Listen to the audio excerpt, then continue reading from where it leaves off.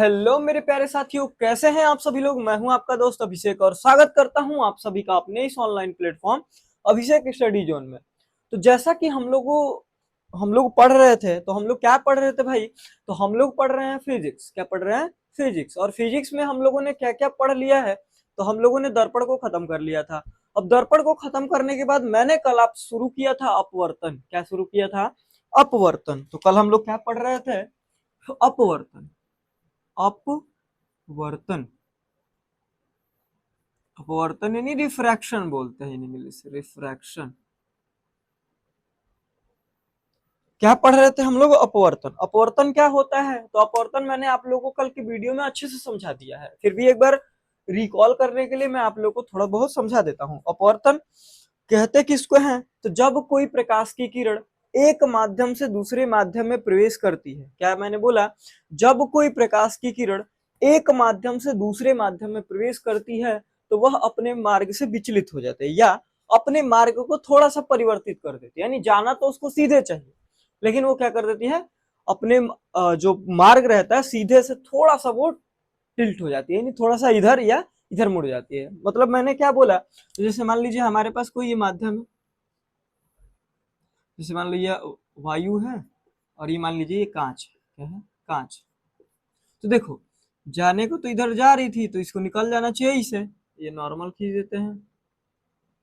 देखिए, जाना तो इसको इधर हो चाहिए था, लेकिन ये जाने को इधर इसको जाना चाहिए था, लेकिन ये जा किधर चली जाती है? तो यहाँ से ये थोड़ी सी अभिलंब की ओर झुक जाती है। क्या झुक जाती है? अभिलंब की ओर झुक जाती है। यानी देखिए, जाना उसको इस रास्ते से था, लेकिन वह अपना रास्ता थोड़ा सा क्या कर दी, परिवर्तित कर दी। तो इसी क्रिया को हम क्या बोलते हैं? तो प्रकाश का अपवर्तन बोलते हैं। फिर हम लोगों ने दो चीजों की चर्चा किया था कि जब सघन से विरल में जाती है, सॉरी, सघन से विरल, सघन से विरल। तो जब भी सघन से विरल जाएगी तो अभिलंब से दूर हटेगी। क्या होगी? अभिलंब से, अभिलंब, अभिलंब से दूर हटेगी। क्या होगी? दूर हटेगी। फिर दूसरी कंडीशन क्या है? तो जब विरल से सघन की ओर जाती है, विरल से सघन, और विरल से सघन की ओर जाएगी तो क्या होगा? तो अभिलंब के पास आएगी, यानी अभिलंब, अभिलंब की ओर झुक जाएगी। अभिलंब की ओर झुक जाएगी, झुक जाएगी। यानी हम लोगों ने दो कंडीशंस पढ़ा था, जिसमें पहली कंडीशन क्या है? तो जब हम सघन से विरल, सॉरी, सघन से विरल कोई प्रकाश की किरण जाती है तो क्या होगा? अभिलंब से दूर हो जाएगी। यानी, और दूसरा क्या है? तो विरल से अगर सघन की ओर जाती है तो क्या होगा? अभिलंब की ओर झुक जाएगी। यानी ये दो कंडीशन हम लोगों ने कल की वीडियो में बहुत ही अच्छे से समझा है। तो मैं कहूंगा कि आज की वीडियो देखने से पहले आप कल की वीडियो को एक बार जाके जरूर देख लें। चलिए, इसके बाद क्या है? तो हम लोगों ने अब सघन, अब कुछ लोग तो सोच रहे होंगे, जो नए होंगे, जिसने क्लास पिछली नहीं ली थी, वो सोच रहे होंगे सघन क्या है, विरल क्या है। इसको हम बोलते हैं डेंसर और इसको हम बोल देते हैं रेयर। तो देखिए, होता है कि मैं थोड़ा सा ओवरव्यू दे देता हूँ। इसमें क्या होता है, जो इसके पार्टिकल्स होते हैं बहुत पास पास होते हैं। क्या होते हैं? पार्टिकल्स जो होते हैं वो कैसे होते हैं? बहुत पास पास होते हैं। क्या होते हैं? बहुत पास पास होते हैं। कैसे होते हैं भैया? तो पास पास होते हैं। इसमें जो कण होंगे वो बहुत दूर दूर होते हैं। यानी देख लीजिए, जो सघन होगा उसमें क्या होता है? तो जो भी प्रकाश, अरे सॉरी, वस्तु में जो भी उसके कण होते हैं, मॉलिक्यूल्स होते हैं, वो क्या होते हैं? तो बहुत पास पास होते हैं। और विरल में क्या होते हैं? बहुत दूर दूर होते हैं। और जब भी प्रकाश किरण एक से दूसरे में जाएगी तो क्या होगी? अपने मार्ग से विचलित हो जाएगी। और हमेशा ध्यान दीजिएगा कि कोई भी माध्यम ना सघन होता है ना विरल होता है। जब हम दो लोगों का मैंने दो माध्यमों का आपस में कंपेयर करेंगे, यानी हमने इधर कुछ और ले लिया, इधर कुछ और ले लिया, जब दो हम माध्यम एक साथ लेंगे तब हमको ये बताना पड़ेगा उसमें कौन सा सघन है और कौन सा विरल है। हम किसी एक माध्यम को देख के नहीं बता सकते हैं कि वो सघन है कि विरल है। क्यों? क्योंकि कभी कभी कुछ माध्यम दूसरे के प्रति विरल है तो किसी के लिए वो सघन भी है। ठीक है, तो यहाँ तक आप लोग को समझ में आ गया। ये पिछली वीडियो का क्या है? ओवरव्यू। अगर इसको अच्छे से समझना है, मैंने कल की वीडियो डाली है, उसको आराम से आप जाके पढ़ सकते हैं। चलिए, अब हम आज के टॉपिक पे बात करते हैं।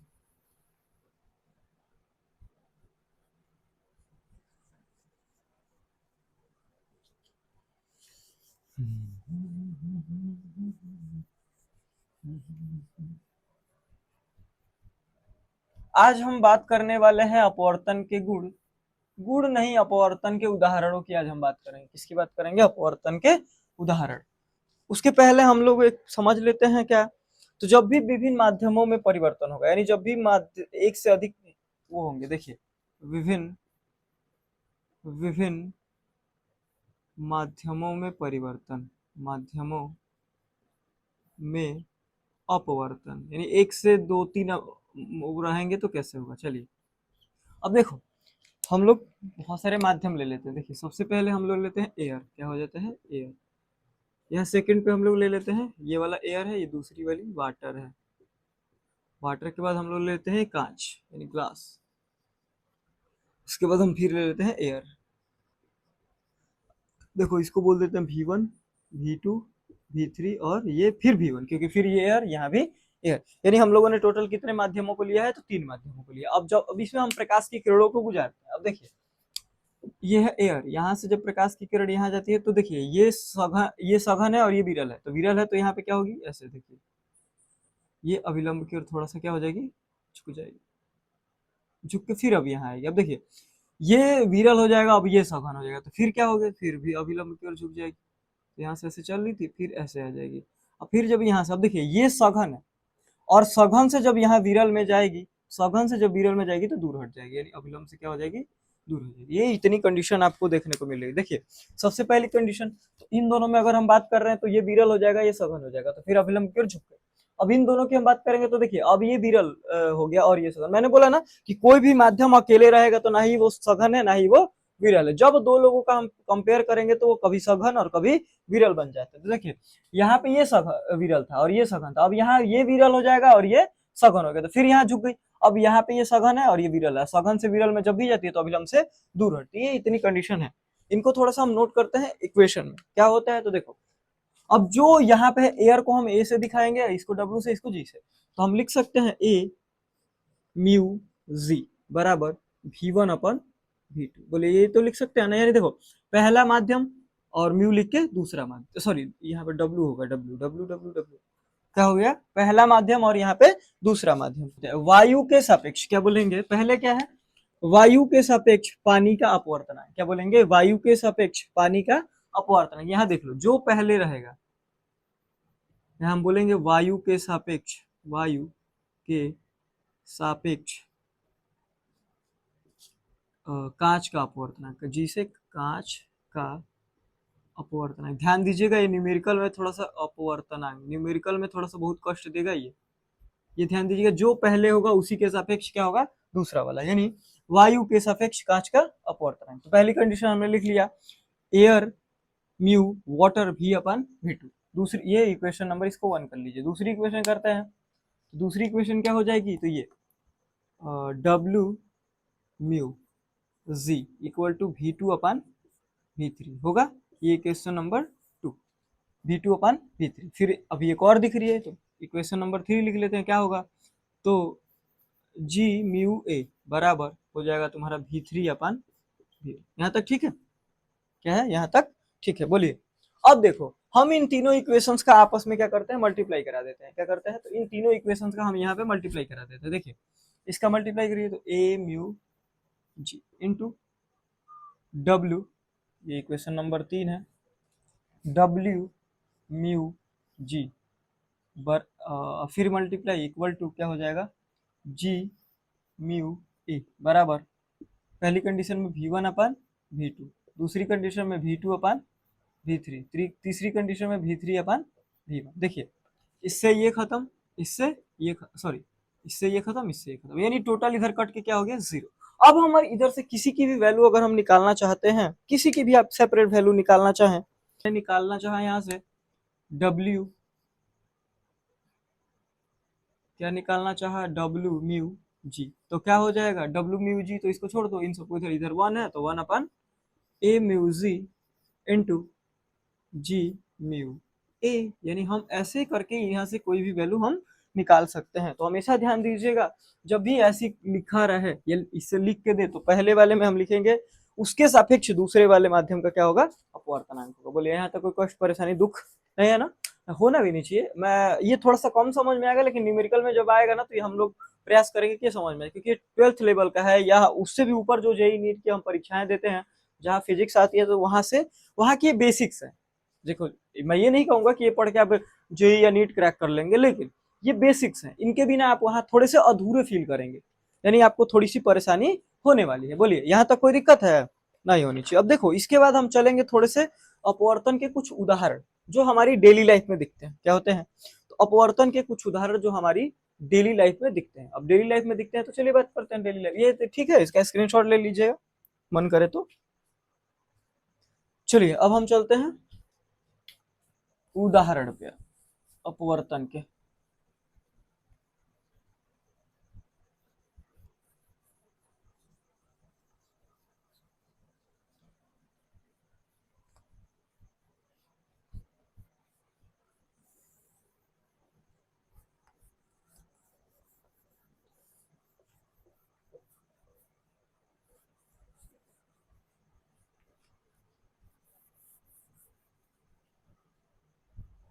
पहला उदाहरण क्या है, तो आप लोगों ने देखा होगा कि जब भी हम किसी चीज में सिक्के को रख देते, पहला उदाहरण पानी में रखे सिक्के, पानी में रखे सिक्के का सतह पर दिखाई देना, ऊपर दिखाई देना, तली से ऊपर, तली से ऊपर दिखाई देना, ऊपर दिखाई देना, यानी जो जब भी हम सिक्के को पानी में डालते हैं, जैसे मान लीजिए ये हमारा कोई कंटेनर हो गया, इसमें हम लोगों ने पानी रखा, क्या किया, पानी रखा, इसको यहाँ से ऐसे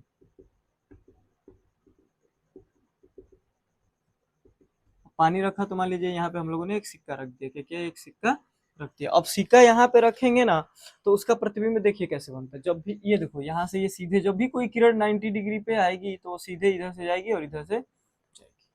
ये भी इसमें भी होता है, जैसे वहां वक्रता केंद्र से जाती थी किरण तो सीधे चली जाती थी दर्पण में। यहाँ पे क्या होगा, तो यहाँ से चलिए इसको इधर अपवर्तित कर देते, जैसे मान लीजिए इसका नॉर्मल हो गया। अब विरल से कहाँ जा रही है, सघन से कहाँ जा रही है, विरल, तो ये बहुत दूर चली जाएगी। सॉरी इसको दूर कर लेते हैं थोड़ा सा, इधर चली जाएगी। अब दूर जाएगी तो देखो ये तो अब भाई कभी भी प्रतिबिंब कब बनता है या हमको चीजें कब दिखाई देती है, जब दो किरणें आपस में मिलती हैं। तो इस किरण को मिला लीजिए यहाँ से, इसको ब्लैक ब्लैक वाले से मिलाते हैं, नहीं तो समझ नहीं आएगा। यहाँ से अब देखो किरण को इसने काटा कहाँ, यहाँ पे काटा, तो सिक्का इसलिए हमको कहाँ दिखाई देता है, तो ऊपर दिखाई देता है। कहाँ पे दिखाई देता है, ऊपर। कहाँ दिखाई देगा, तो सिक्का हमको दिखाई देगा यहाँ पे। कहाँ पे दिखाएगा, सिक्का। अब यहाँ से जो सतह है वहां से लेके यहाँ तक की दूरी को हम बोलते हैं आभासी गहराई, क्या बोलते हैं, आभासी गहराई। क्या बोलते हैं भैया, तो आभासी गहराई बोलते हैं। क्यों, क्योंकि उसकी एग्जैक्टली जो गहराई है वो कहाँ है, यहाँ है, लेकिन वो दिख कहाँ रहा है, तो उससे ऊपर दिख रहा है, इसलिए हम इसको क्या बोलते हैं, आभासी गहराई। बोलिए यहाँ तक कोई दिक्कत हुआ। सिक्के को हम लोगों ने तली में सिक्के को हम जब डालते हैं किसी कंटेनर में तो वो थोड़ा सा ऊपर उठा हुआ दिखाई देता है। अब देखिए दूसरा उदाहरण, दूसरा उदाहरण क्या है, तो जब हम ग्लास में, शीशे की ग्लास में, शीशे की गिलास में इसमें पेंसिल को रखते हैं, किसको रखते हैं, पेंसिल को रखते हैं।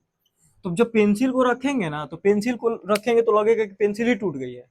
क्या कैसा लगेगा, तो लगेगा कि अगर ऐसे जब देखो, जैसे मान लीजिए कि कोई कंटेनर है, जैसे मान लीजिए ये कोई कंटेनर है, इसमें हम लोगों ने ऐसे पेंसिल को डाली सीधा, या ऐसे डाल दो, कैसे भी आप डालेंगे तो लगेगा कि पेंसिल, जहां से देखो जहां पे पानी और हवा, माने जहां पे पानी है गिलास में, वहां से लगेगा पेंसिल टूट गई। जैसे मैं आपको समझाता हूँ, यहाँ पे देखिए,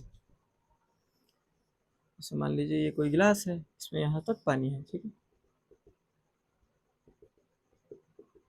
ये हो जाएगा विरल माध्यम और हई हो जाएगा सघन माध्यम, होगा यहाँ तक तो ठीक है ना। अब देखो जब पेंसिल ऐसे जाती है यहाँ तक, अब पेंसिल जब यहाँ, तो देखो विरल से सघन जाएगी तो अभिलंब की ओर क्या हो जाएगी, झुक जाएगी। तो यहाँ से ये किधर मुड़ जाती है, तो यहाँ से ऐसे जाना चाहिए, लेकिन वो मुड़ किधर जाती है, इधर के साइड। अब देखो, अब आपको अरे अरे अरे, अरे, आपको क्या लगेगा, मेरी तो पेंसिल ही टूट गई। यानी लेकिन ये पेंसिल टूटती नहीं है बल्कि टूटी हुई प्रतीत होती है। वही लॉजिक यहाँ भी लगेगा, जैसे यहाँ किरणें प्रतिबिंब बना रही थी वैसे ही यहाँ भी प्रतिबिंब बनाएगी, यानी आपकी पेंसिल कैसी दिखेगी, तो ऐसा लगेगा कि हमारी जो पेंसिल है वो पूरी की पूरी टूट चुकी है। कहाँ से, तो जहां पर वो हवा और पानी के सरफेस से टच हो रही है, यानी जहां से हवा खत्म हो रही है और जहां पे पानी हो रही है, क्योंकि वह एक माध्यम से दूसरे माध्यम में क्या हो गई, प्रवेश कर गई। बोलिए यहाँ तक कोई दिक्कत है? कैसा, मतलब आपको उदाहरण दूसरा समझ में आया कि कैसे होता है ये? तीसरा उदाहरण क्या होता है? तीसरा, तारों का टिमटिमाना। क्या होता है? तारों का, तारों का टिमटिमाना, टिमटिमाना, इसका क्या मतलब है? तो आप लोगों ने देखा होगा कि जब भी रात को हम लोग सोते हैं या जब भी हम लोग आसमान में तारों को देखते हैं तो ऐसा फील होता है कि तारे जल रहे हैं बुझ रहे हैं, जल रहे हैं बुझ रहे हैं। टिमटिमाना का मतलब जल रहे हैं बुझ रहे हैं, यानी कभी उनका प्रकाश बढ़ रहा है कभी उनका प्रकाश घट रहा है।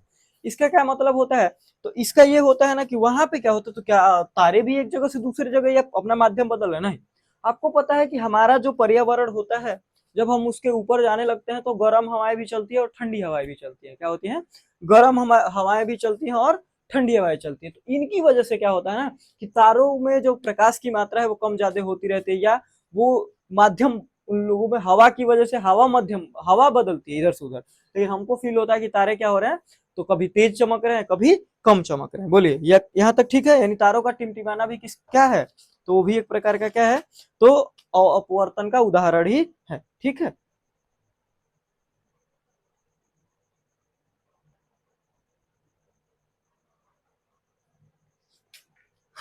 और भी मैं कुछ आपको उदाहरण दे दे रहा हूँ, थोड़ा सा रुक जाइए।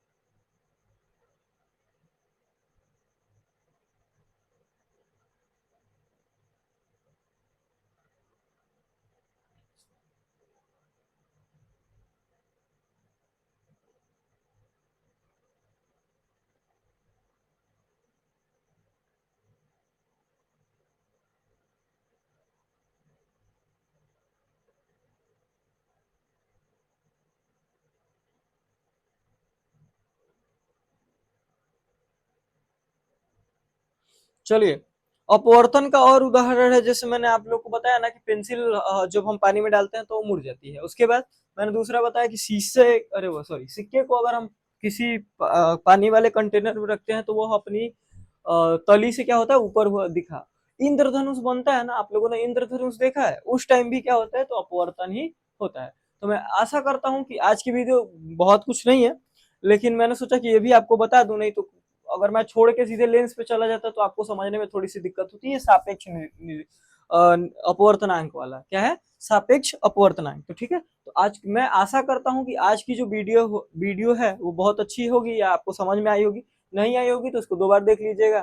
कल की वीडियो में, यानी कल के, यानी मंडे से, आज तो शनिवार है, कल से जो मंडे है, मंडे परसों हम लोग शुरू करने वाले हैं क्या, तो हम लोग शुरू करने वाले हैं लेंस। क्या शुरू करने वाले हैं? लेंस। और लेंस को बहुत ही धुआंधार तरीके से पढ़ने वाले हैं। कैसे पढ़ने वाले हैं? लेंस को बहुत ही धुआंधार तरीके से पढ़ने वाले हैं। तो आप लोग मंडे से जुड़ना ना भूलिए लेंस में। लेंस को बहुत ही अच्छे तरीके से खत्म करने वाले हैं और हम उसके न्यूमेरिकल्स को भी लगाएंगे। ठीक है, तो आज की वीडियो में बस इतना ही, और जय हिंद।